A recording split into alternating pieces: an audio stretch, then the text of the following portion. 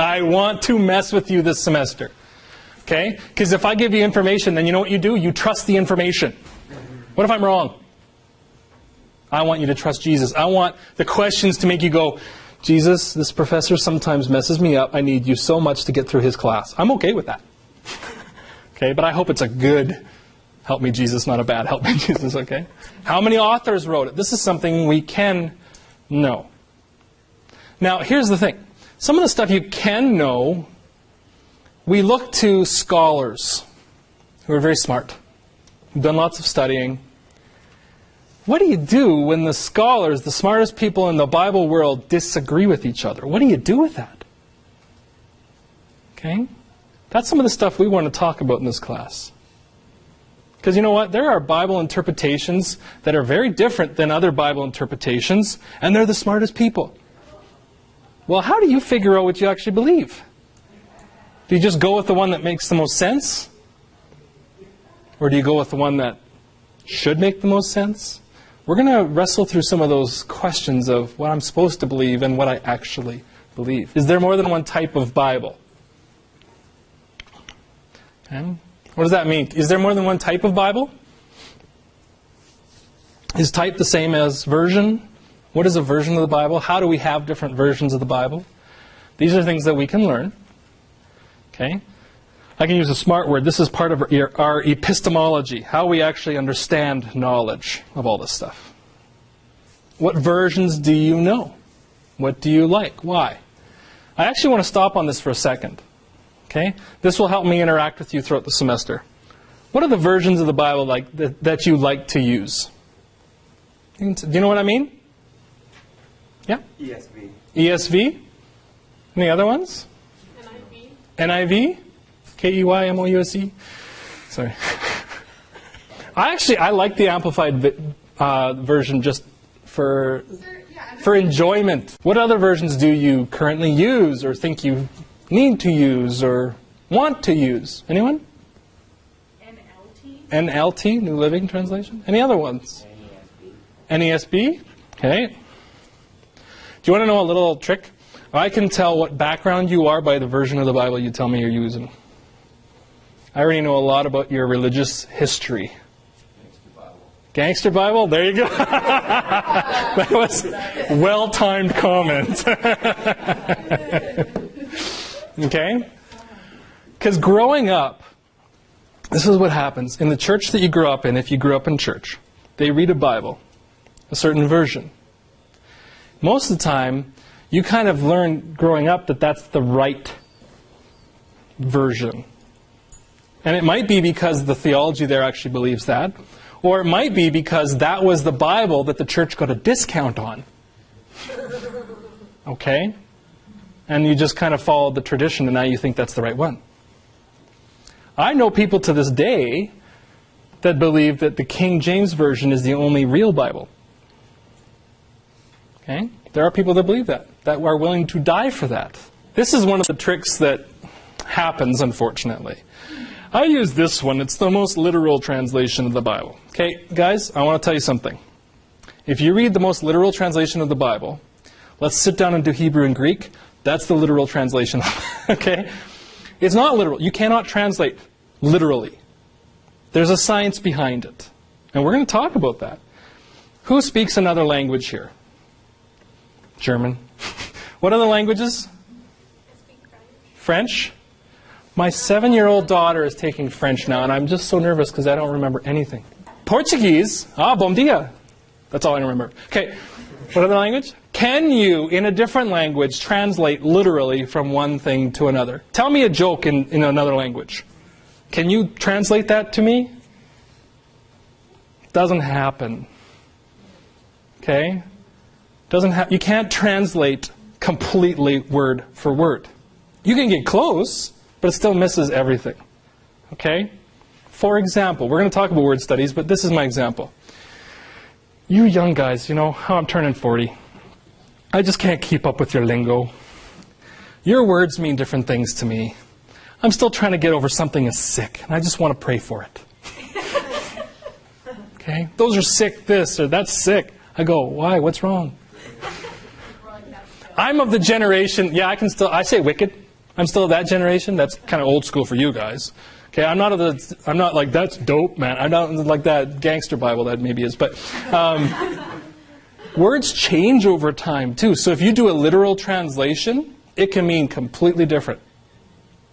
But if I say to you, as the pastor of a church, this is a literal translation of the Bible, there's something that happens in us. We kind of think, oh, then this is the closest to what God really meant. You're now in the elite Bible scholars of the world. Okay? 1% of the world gets like post-secondary education, let alone Bible. So you're already past people in your church. You've got to be able to know that you don't just buy it if someone says it sounds good. One of my profs used to say this. There's two kinds of arguments in this world. One that sounds good and one that is good. You guys have to be smart enough to not buy the ones that sound good. I want to teach you how to tear them apart and figure out, does it work? So a literal translation of the Bible is close to being literal, but it can mean a completely different thing. So we're not going to just judge a Bible by its literal or not. We're going to figure out what that really means. When people say things like theologically correct, you know what they're saying? This is the most correct for my theology. This fits me. So be careful with those kind of things. I laugh when someone says I have a biblical theology. Because so do I. We all do. That doesn't mean yours is better because you put that in the title of your theology. Okay?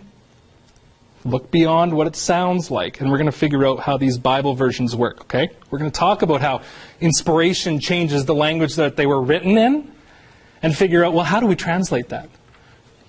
Let me ask you this. What languages was the Bible written in? Hebrew and Greek. Hebrew and Greek, and there's one other language. What? Aramaic. Aramaic. Aramaic is very much like Hebrew. This is what Hebrew looks like, okay? Any thoughts or questions? Let me tell you briefly about what Hebrew looks, or how Hebrew functions. First, it's from right to left. You start here and you read this way. Okay? Second of all, in the Bible, in the manuscripts that we have that are old, all these little dots, those were not there. After a number of hundreds of years, some people called the Masoretes said, people aren't speaking Hebrew very well anymore. So we need to do something, because in Hebrew, these are all consonants. There's no vowels. Okay, so if I'm going to steal my own language thunder later on. So CN, that could be a bunch of different words if there's no vowels in it, right? Can, cane, con. You can put vowels here, here. You can put a vowel here. Well, this is what Hebrew looks like. It's just that, no vowels. Okay? And so these Masorete guys started going, well, that's this sound. So then you know how to pronounce the real word. That's what this is about, okay? Don't worry about that too much yet, but that's what these dots are, okay? This is actually from Genesis 1. And just so I can sound very intelligent, so you listen to me, because a good argument sounds right. Bereshit bara Elohim ha-shamayim awa ha'eretz. I could have learned that on a podcast, so I'm not that smart. But that's what Elohim, right here. That's what it looks like. First time God is mentioned in the Bible.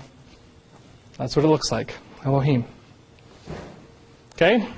New Testament was in Greek. Guys, let me tell you something about Greek. It's harder than Hebrew for me. Okay, we'll talk about this more later, but Hebrew is a very artistic language. Greek is a very scientific language. Okay? I like to say with Greek, if they didn't have a word to describe something, they made it up. With Hebrew, they didn't worry about it. This can mean this or this or this. Relax. It's all very picturesque, artistic. That's why I like it. Okay? Paul Knutson, if you get a chance to meet him, one of the smartest guys I know, and I'll tell you, that guy will teach you about grace like no one has ever taught me. Man, he's good. He does his devotions sometimes in Greek. That guy's smart. But you know, he's so real. The Greek language is scientific. It's very intimidating for some, but it brings such life. And I would suggest meeting Paul Knudsen. He is phenomenal. And then Aramaic looks a lot like Hebrew, okay, but there's some different pronunciations, okay? It's kind of like two different languages that use the Roman English script, okay? So I can write in English or in Spanish using the same letters for the most part, but it's a different language. It's kind of how Hebrew and Aramaic work. It's a little bit closer. They're kind of sister languages. But remember, Jesus grew up speaking Aramaic. So Aramaic was actually Jesus' like, hey guys, let's go out and play ball. He would say that in Aramaic. Then he went to the temple and he would talk in Hebrew because that was the scripture. But then if he wanted to talk to his dad's carpentry business people, business was done in Greek. Jesus would have known 3 languages. I can't even get English out. Okay, different time.